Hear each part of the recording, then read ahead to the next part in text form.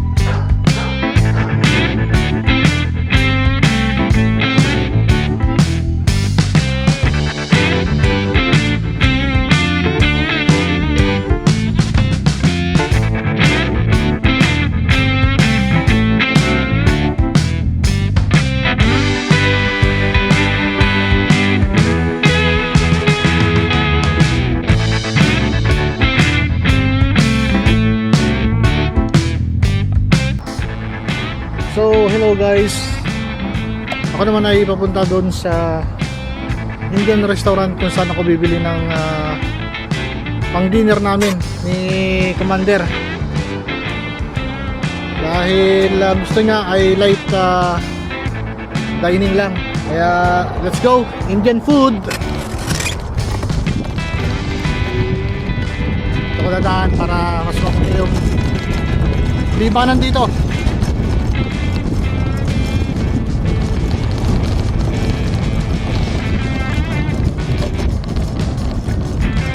Time check tayo, 8:14 ng gabi. Ngayon ay Monday ng gabi mga idol.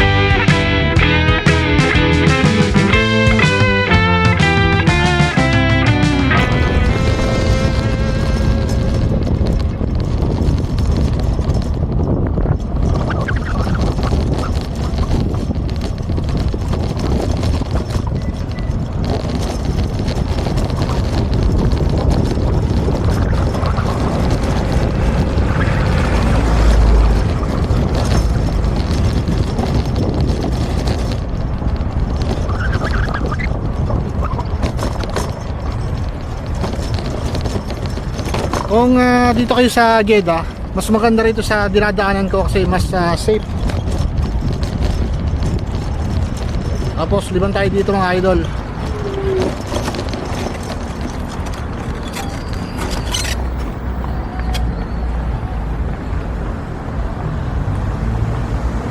Kayaan mo nating makalampas yung maraming sasakyan na yan. Pinagala naman ito. Ayan, saka tayo lilibad. Mas malapit dito sa dinadaanan ko kaysa doon tayo dumaan sa Malik Road. Mas maganda rito. Ayan. Then, di ba nali tayo?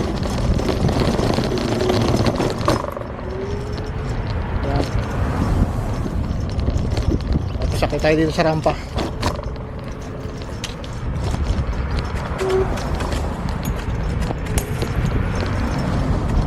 Kaya kung malapit lang kayo dito sa area na to, pwede nyong daanan tong aking dinaraanan ngayon dito ito sa loob ng Corniche, dito sa may Shati.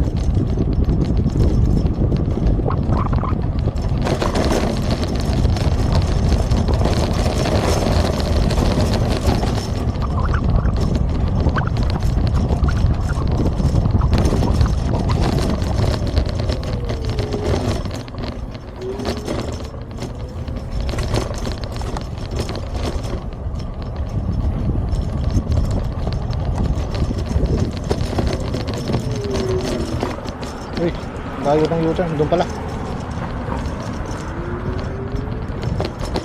Malayo pa naman yung kasalubong natin.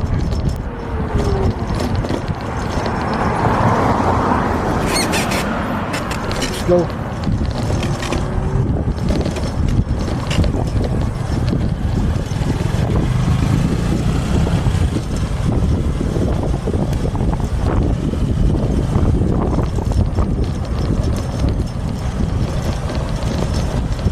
Dito sa dinaanan kong to, mapapansin nyo na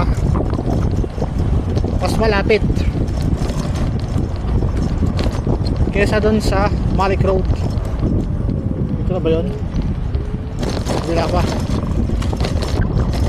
Kaya kung kayo ay taga Jeddah, yan, kung gusto nyo ng kakaibang pagkain, yan, dito lang kayo pumunta.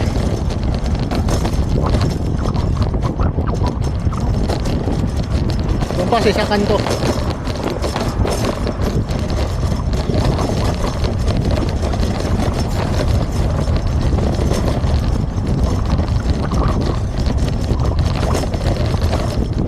Tapos mas safe pa doon sa aking dinadaanan. Yan, ito na yung kanto.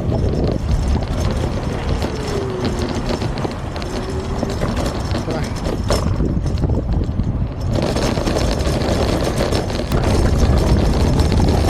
Kala ko bumili muna ng groceries para isang ikot na lang. Lampas pa lang masjid yung aking pupuntahan.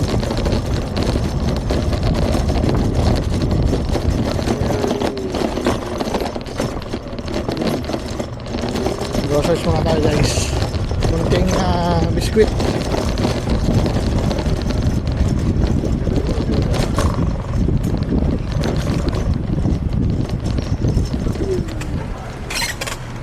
Dito na tayo.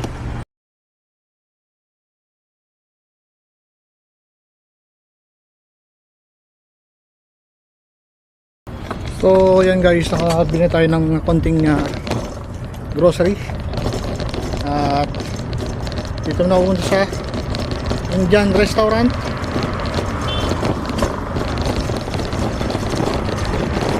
Ayan. Ito na yun. Ito na yun guys. Ito malapit.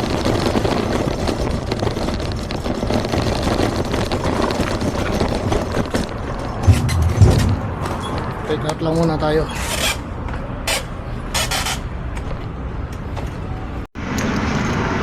So bili muna tayo ng paruta.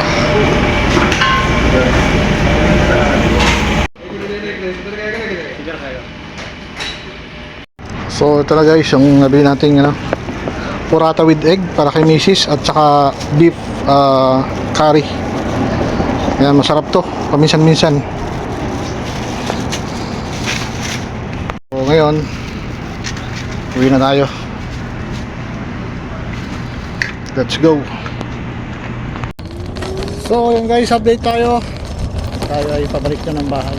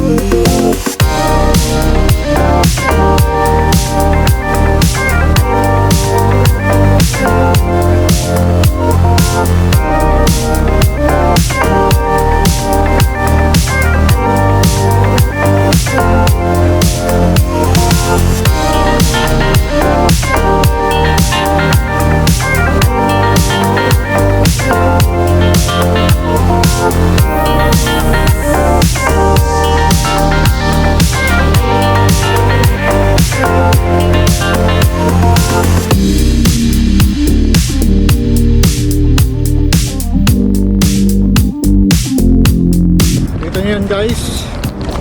Ang ganda. Ang ganda ng palasyo na yun. Pero hotel yun.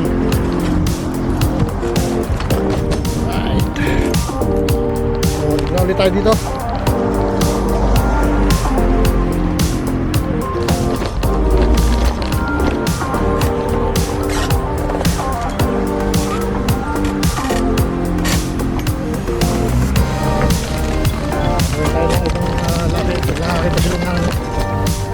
Camera.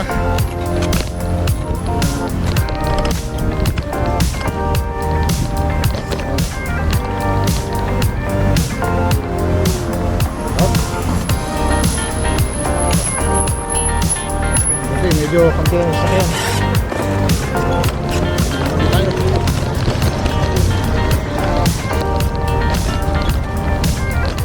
Buhayin natin yung ilaw natin para visible tayo. Ulit tayo sa shortcut para medyo malapit.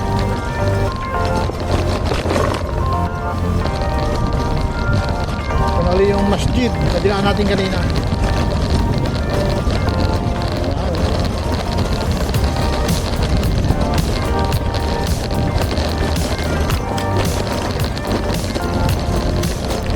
Dito sa parting kaliwa natin, ito na yung papunta sa bahay.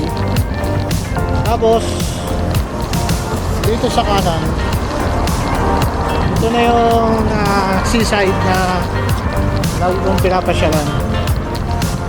So kita nyo naman mga idol kung gano'n kalayo yung aking dinadayo para makabili ng kakaibang pagkain. Kasi sabi ko nga sa mga nauna kong vlog na kami masyadong kumukuha ng pagkain sa kusina kasi siyempre paulit-ulit yung kanilang luto, pero libre naman yon, hindi naman sa apilitan yung pagkain doon. Kung sino lang yung gusto na makatipid, makalibre ng pagkain, so pwede kang kumuha doon. Yan, mag-u-turn na tayo dito. Tapos yung aking binilhan ng groceries, wala silang masyadong produkto natin sa Pilipinas. Sa mga nanonood kong kapwa OFW, walang masyadong product na mabibili.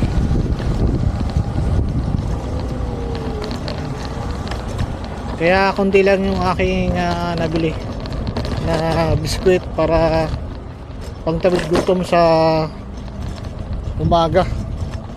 Kung gusto mong kumuha ng pagkain ng breakfast sa kitchen dito sa bahay ng amo namin, pwede naman, pero araw-araw full tamis. So pagka medyo matagal-tagal na akong hindi nakakain ng full tamis, yun, makukuha ako doon.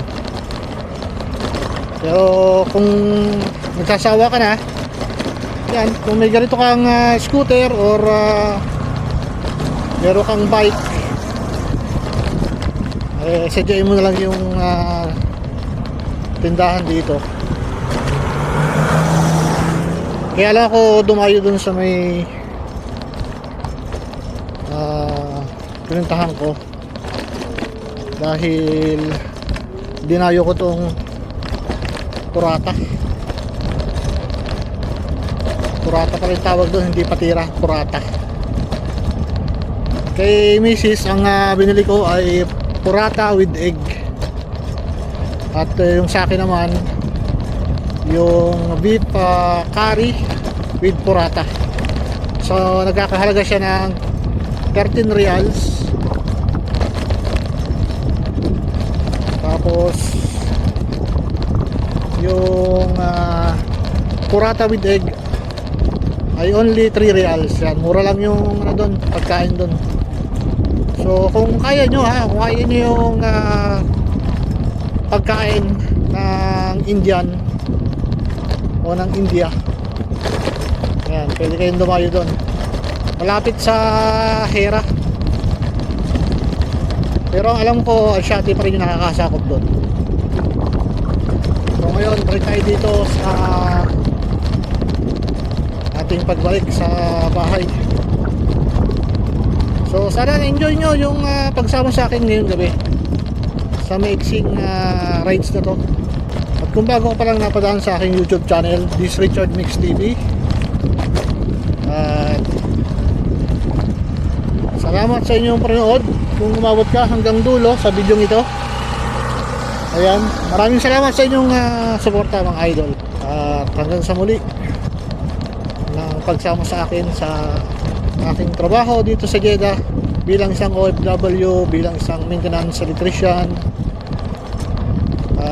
Sa lahat na nakakapanood nito, ayan, maraming salamat po sa inyong panonood, sa mga kaibigan natin dyan sa YouTube, at sa ating mga kaibigan na laging sumusuporta.